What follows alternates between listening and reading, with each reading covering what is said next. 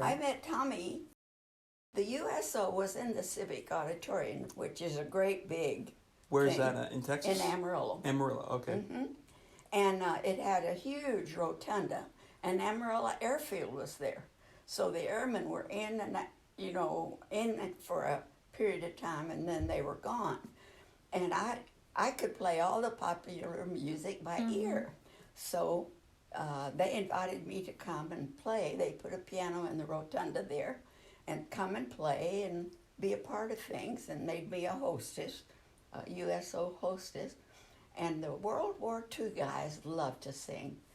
Their music was singable. Those golden oldies were singable. They loved it. So the World War II men were singers. They sang all the time. They sang when they marched. They sang wherever they were. Situation. And so at the minute I sat down at the piano and tinkled a little bit, a great big bunch of guys would come and start singing, and they'd ask what I. Well, then I was doing something else, and I came out, and here was this great big tall lean guy bending over this piano and playing, and I went up and said hello. Well, that was Tommy. Oh. Wow. But you guys played together, right? Did you guys end up playing together at that USO? No, because our styles were different. Yeah. Okay. He was, his was popular and lyrical style. And you did classical? Yeah. Gotcha. He had him come to dinner, and he knew all the family and everything. Oh, he was at the house every chance he got. Oh, playing the one on River Road? In Amarillo. No, we lived in Amarillo at that time in town. Then he shipped out, and I didn't hear from him. I didn't hear from him. I didn't hear. After he left here, I didn't hear. Right. And I thought, that's the strangest thing. I felt really bad about it. I didn't know if he was bombardier. I met Archie. I was working in the bank in Vancouver, and Archie was working for a CPA in Vancouver. Oh, okay. And so here came this big old blonde guy up to my window with a With smile. shoulders as broad as the... Oh, that's as the a- most handsome. Archie was always smiling, Yeah. always. In fact, my uncle said, I'm going to call that guy Smiley. But anyway, we hit it off, We started dating, and it wasn't too long before we married.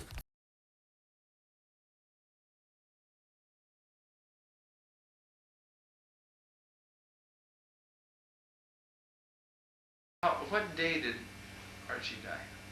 July 27th, 1960, 1967? 7/27/67.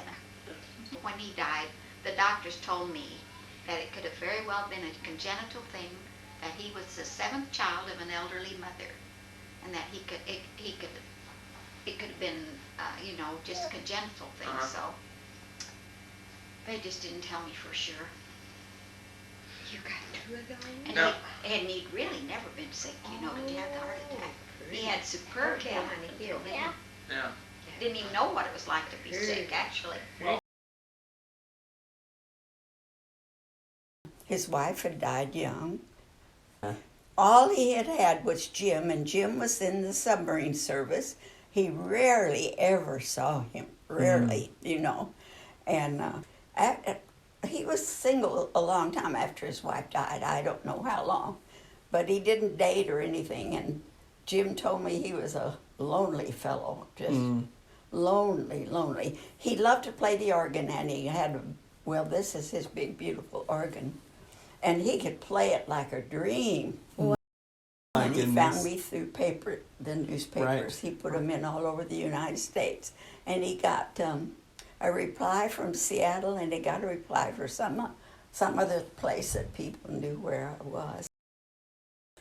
The phone rang. You heard that story. Oh, yeah. The first thing he said was, do you remember anyone named Tommy from World War II? And my reply was, oh, yes, I remember Tommy Burwell very well. He said, this is he, and I've finally found you. Oh.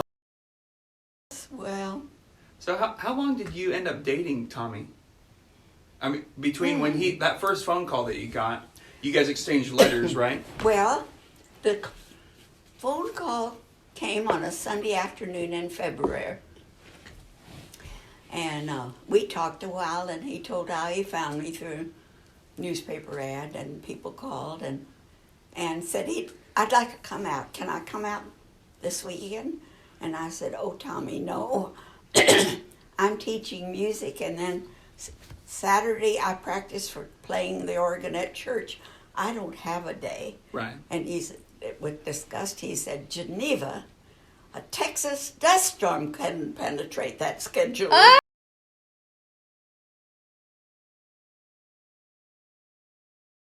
Then He was I irritated. got a beautiful bouquet, 24 red roses. And so I had them sitting here in the living room. My students would come in and they'd say, Mrs. Mayo, look, where did you get the roses? And I said, it came from a florist in Scappoose. Play number 5, please.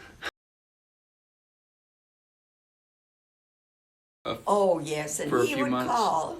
After I finished teaching, I'd be through at 9. He would call, and we would talk sometimes an hour. Mm. And so we knew that we were kindred souls still. Right. Yeah. And Mother sure learned to love him, even though she didn't want me to marry him. Well, if you got that call in February, when did you get to meet in person? When did he come and see you? He came in June. Of that year? Yeah. Or- okay. And then I don't think we married for another year. Okay. And I remember you guys got married at Dad's church in Scappoose. Mm-hmm. I remember that. Yeah. I remember decorating. Was it Old Blue? What do we call the? Yeah, my old car. Yeah. What do we? It had a name. That's what I called it, Old- Bluebird. Bluebird. Bluebird. Yeah. We decorated, I think, Yeah. Bluebird, and they drove off and just married and stuff. Yeah. It was fun. Such a sweet story. I just love that story. Well, you know what Jim said at his funeral, his son Jim, Mm-hmm. that Tommy was a new man when he married me and gained all this family. He loved everybody. Wow. He, Yeah.